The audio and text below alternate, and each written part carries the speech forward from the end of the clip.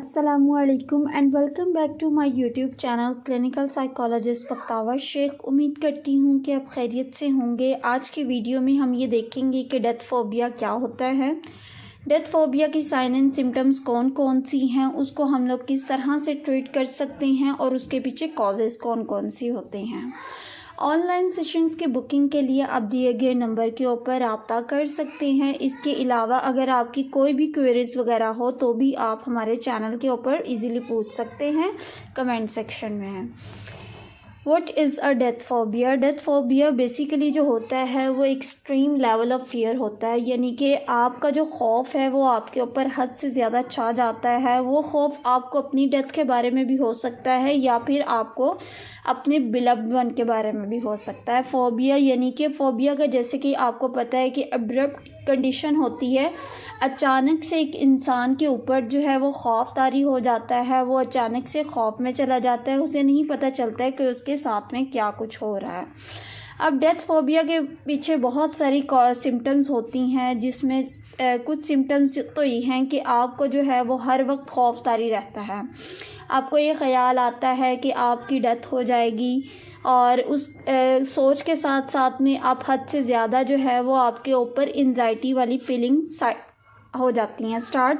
आपको ये सोच आती है कि मेरी डेथ किस तरह से होगी, मरने के बाद मेरे साथ में क्या क्या पेश आएगा। पैनिक अटैक्स आते हैं आपको, ठीक है। इसकी वजह से आपको जो है वो चक्कर आने लग जाते हैं, आपको ठंडे पसीने आते हैं। इसके अलावा आपके माथे के ऊपर बहुत सारी जो है वो बल पड़ने स्टार्ट हो जाते हैं। आपकी जो है दिल की धड़कन जो है वो बहुत ज़्यादा तेज़ हो जाती है। आप उन चीज़ों को अवॉइड करते हैं कि लाइक अगर किसी की डेथ हो गई है आप उसकी डेथ के ऊपर नहीं जाते हैं, या आपकी किसी फैमिली में किसी की डेथ होती है तो आप इस तरह की सिचुएशंस को जो है वो अवॉइड करते हैं।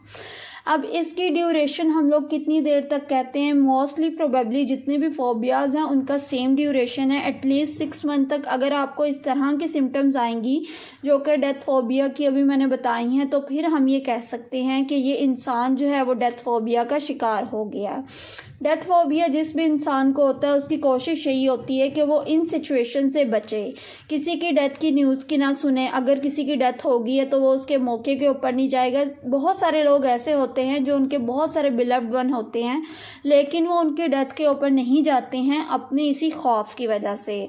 अब इसके पीछे कौन कौन सी कॉजेज़ हो सकती हैं? कॉजेज़ ये हो सकती हैं कि एक इंसान के सामने किसी की डेथ हो जाए, या उसके अलावा ये हो सकती है कि उसकी जो है वो किसी अपने प्यारे की डेथ हो जाती है, या उसके जो हैं वो रिलीजियस बिलीफ जो हैं वो उसको, यानी कि उसकी डेथ के बाद उसके साथ में क्या कुछ पेश आएगा, क्या वाक़यात उसके साथ होते हैं, तो ये सारी उसके साथ हो सकती हैं। या इसके अलावा जो है वो एक डेथ का जो है वो एक नेगेटिव इम्पैक्ट उसके इमेज जो है वो क्रिएट हो जाता है।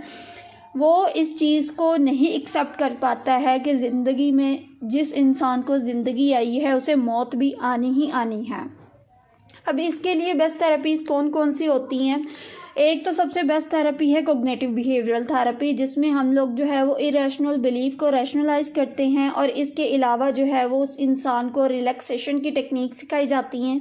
डीप ब्रीथिंग एक्सरसाइज होगी, मेडिटेशन होगी। इसके अलावा जो है वो साइको एजुकेट किया जाता है, साइकोथेरेपीज़ बहुत सारी होती हैं। इसके अलावा one of the best therapy जो कि हमेशा फोबिया के लिए हम लोग यूज़ करते हैं वो होती है एक्सपोजियर थेरेपी।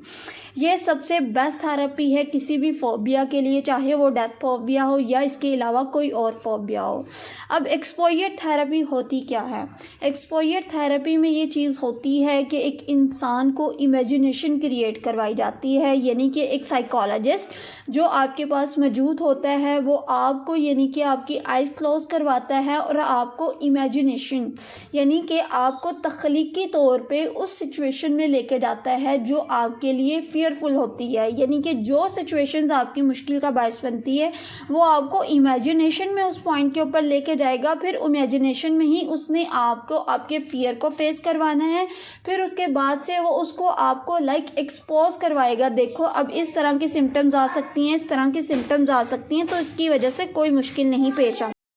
उसके अलावा जो है वो आप अपनी यानी कि थेरेपीज़ के अलावा कुछ टेक्निक्स हैं जो आप यानी कि कर सकते हैं। आप स्टडी करना स्टार्ट कर दें, आप अपनी डिसऑर्डर्स के बारे में नॉलेज गेन करें, ये क्यों होता है, किस वजह से होता है, इसको ओवरकम करने के लिए हम क्या कुछ कर सकते हैं। इसके अलावा आप सपोर्टिव थेरेपीज़ होती हैं या आप काउंसलर और साइकोलॉजिस्ट के पास जाएं, उनसे हेल्प सीख करें।